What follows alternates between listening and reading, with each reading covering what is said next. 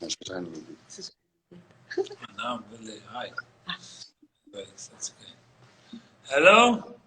Hi, Marcel. Oh, good. How are you? I'm very good. Nice to meet you here. Thanks a lot to be here and to enjoy this great event for FIAM. Thanks so much. Thanks so much. My pleasure. Let me greet also Gabriele, that unfortunately is not here to join with us. Ciao Gabriele, ci vediamo presto. See you soon. I think Gabriele is listening in. Yeah. Great. Just a few seconds to allow the people, our followers, to connect, but in a few seconds we start. Great. Grande.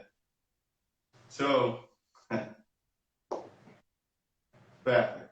So I start with let me share with you some questions just to find out more to your project and to understand better this great collection. The first step. Well, the first step, it started with the fact that we love working with FIAM because we love working with companies that can do something very specific, something amazing, something that another company can do.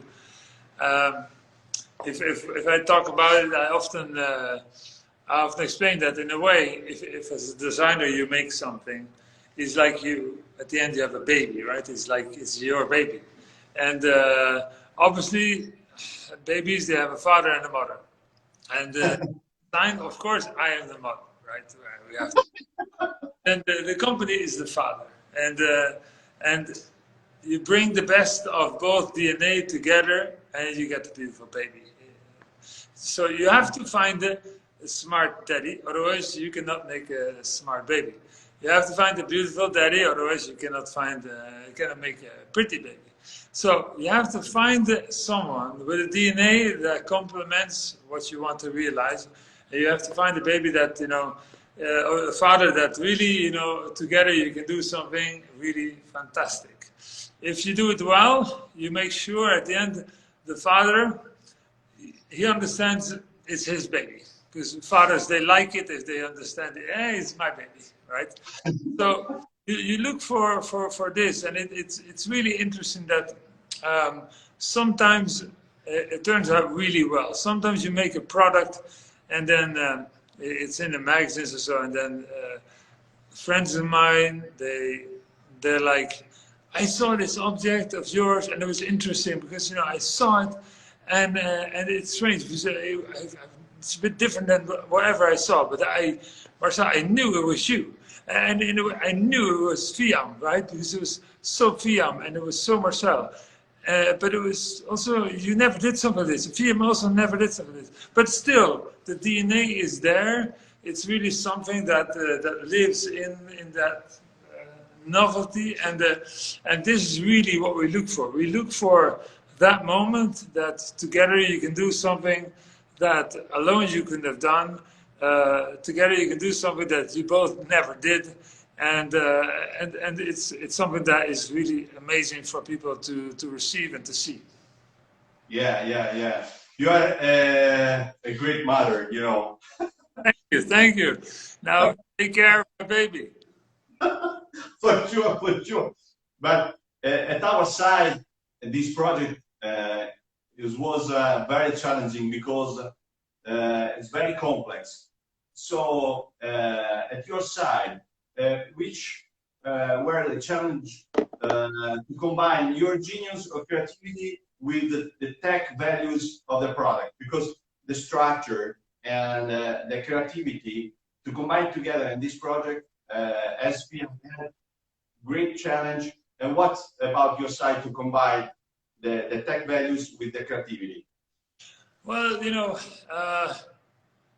the difficulty to work, if you want to make something that is incredibly interesting from a visual point, it's really strange if you start with an invisible material.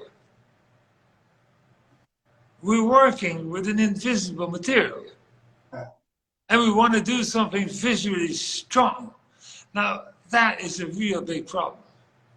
So we talk about glass. That is like you look through it, the eye doesn't catch it. The only thing that the eye sees is the light that maybe it can catch.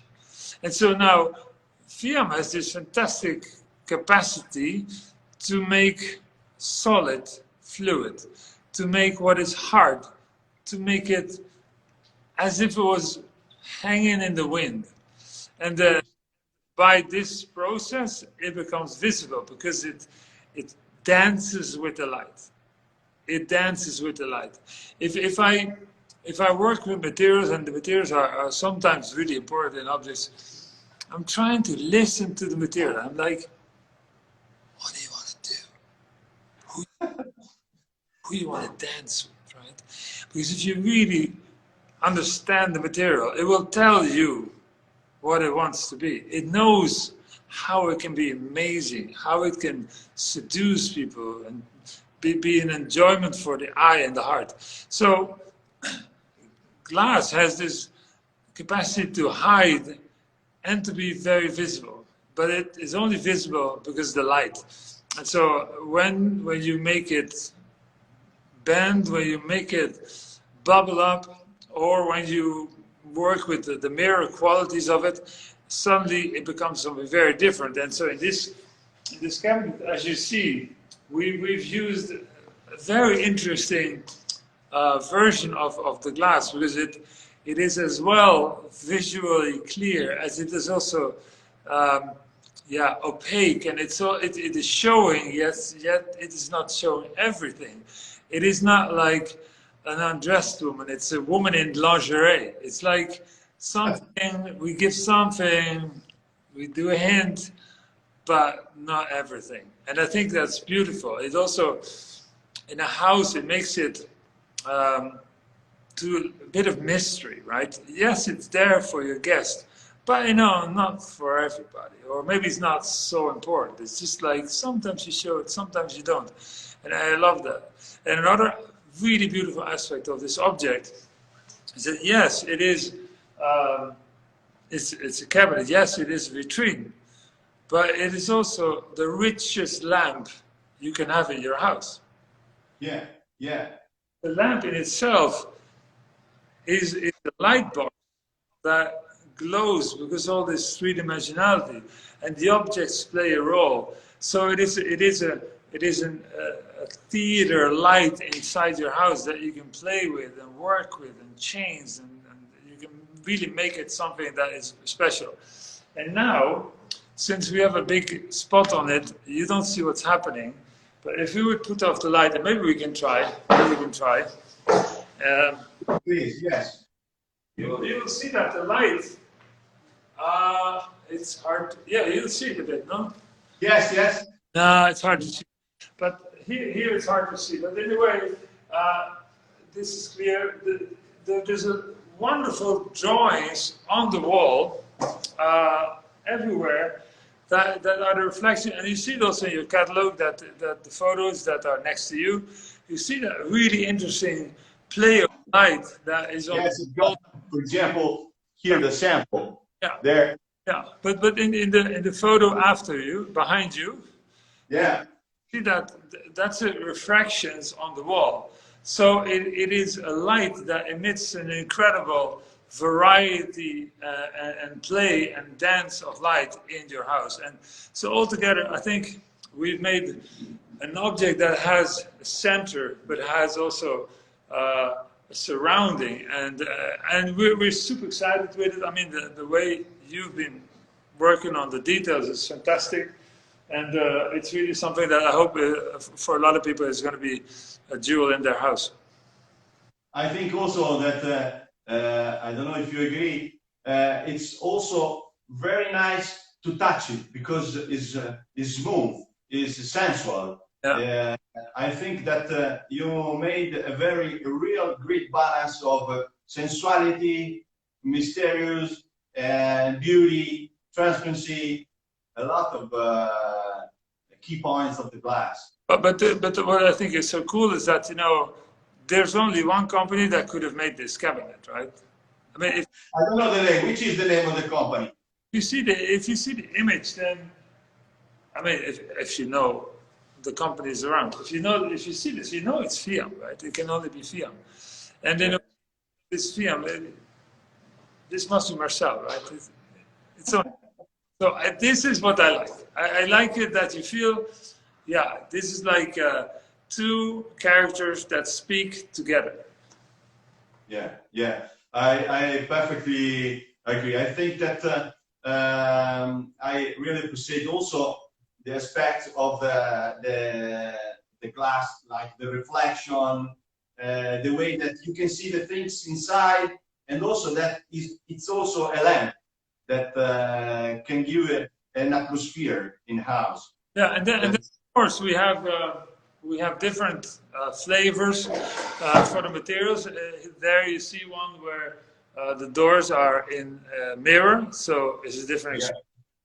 Yeah. We use it here for the low cabinets, which makes sense there because it's not a place where you present maybe your most luxury goods, but it really reflects the floor and it gives beautiful drawings on the floor. So of the light reflecting. So wonderful other opportunity. We have the glass in transparent, flat transparent, and also in colorful ways. So it's like you have a smoky cabinet, you have a bluish cabinet. So all that, I think it complements the collection really well. And I think there's a lot of opportunity therefore. But which aspects of the Eco collection reflect your philosophy most? Well, I think I think what I like to do is I like to make things that that are here to stay, right? Things that have intrinsic value. Where, you know, if you would find a little part of it, you feel, oh, that's a beautiful piece. I don't know what it is, but it's beautiful. So the material quality has to be superb. Then the functionality should be a type of functionality that we can expect to stay for a long time. And therefore, it can become a new antique. It can become something that is here for the coming 200 years. We're not going to talk about recycling this thing. This thing is going to stay there forever. It's got a very fundamental functionality. And it has an intrinsic quality that can be perceived by everyone. You don't have to study art and design to appreciate this piece. It's a beautiful object. It has fantastic, it has something fabulous to give to its surrounding and the people. So I think this is the thing that we look for. We want to make things that are truly worth existing. And of course, we want them to be an expression of who we are, how we think, but all that is built in, of course. Another question is this, that this year is a particular year. But in any case, we can say that there are always opportunities. And one of these opportunities is to present the products for the very first time in the world at your studio. And because usually Fiam, like the other brands, present the novelties during the Milano International Furniture Fair on April.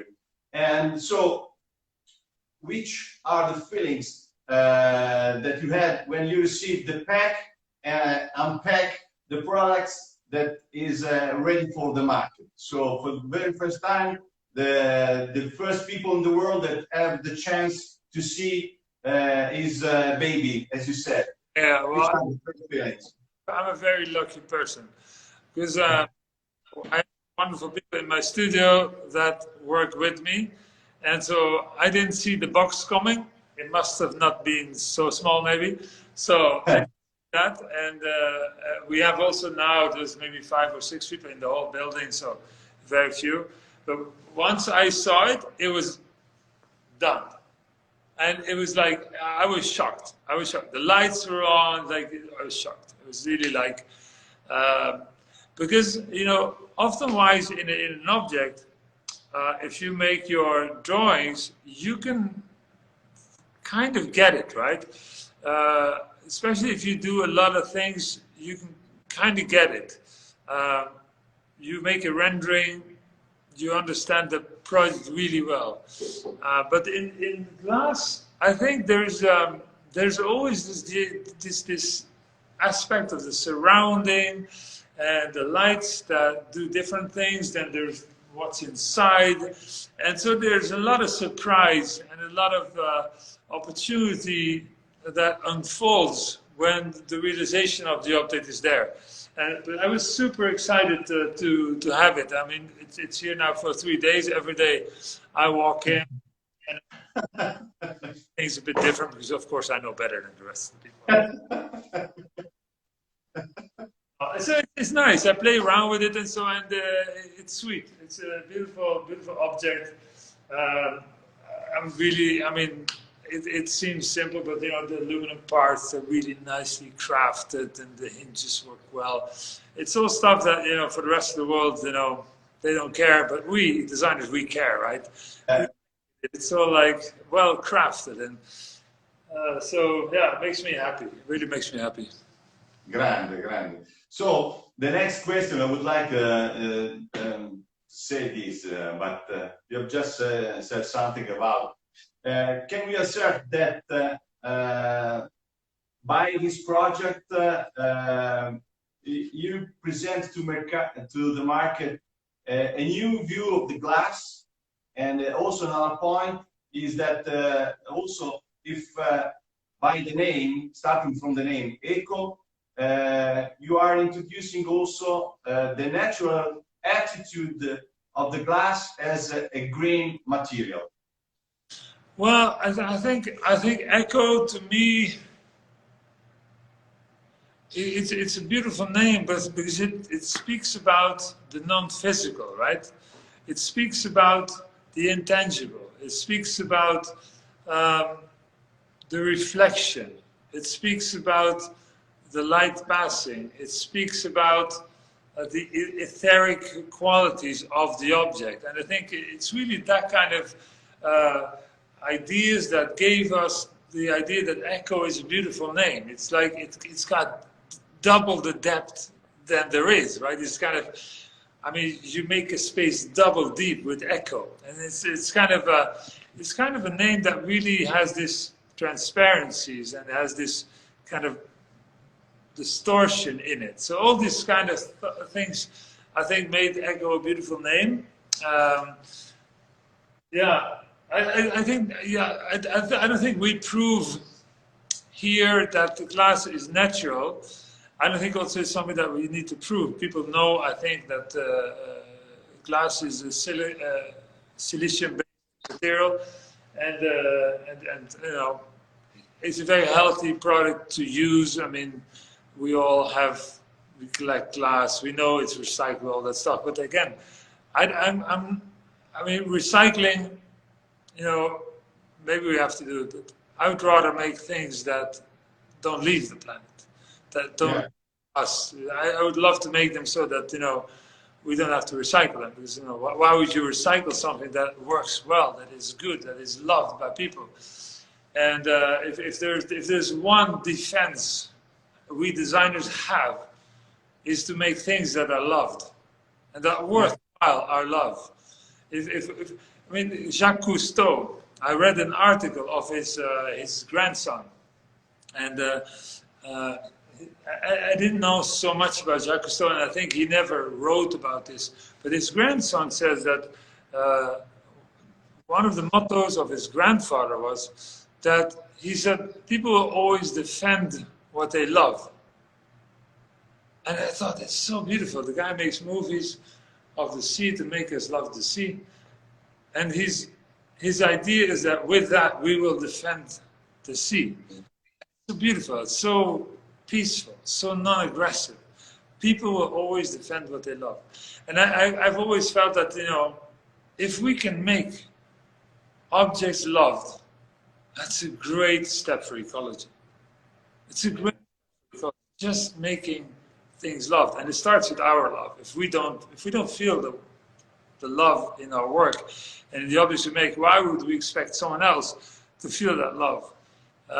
So I think that passion, that connection, that warmth that I feel, and I think we feel with the objects we make with our babies, I think that is something that, yeah, that travels into the world, and I hope it will reach a lot of people's hearts. I agree. I agree. I think that passion, love, I think it's a driver for everything. And so I think that it's must be natural to think to the earth, everything, but everything passed through the love and the passion. Just let me check with my guys if there are any questions, extra questions to you. A question that my guys suggest me: what's next in the future with Liam? I know a little bit, but it's up to you. The beautiful thing of design is that there's a mystery and a secrecy about what's happening tomorrow. It is the most asked question to any designer. What's next? And it's really the things, the what's next things are the things that are in my mind every day. It's what I live with every day. So it's the most cool thing of what I do, because most of the time I do interviews about yesterday. And today is, of course, a beautiful day, and today we work on interesting things, and I will not disclose nothing. I'm a magician. At some point, when it's ready, it's there, right?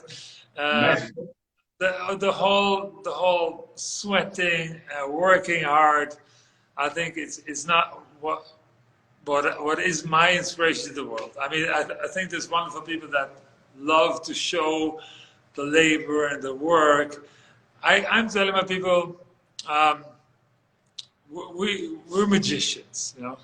We're just like, we just magically make stuff happen.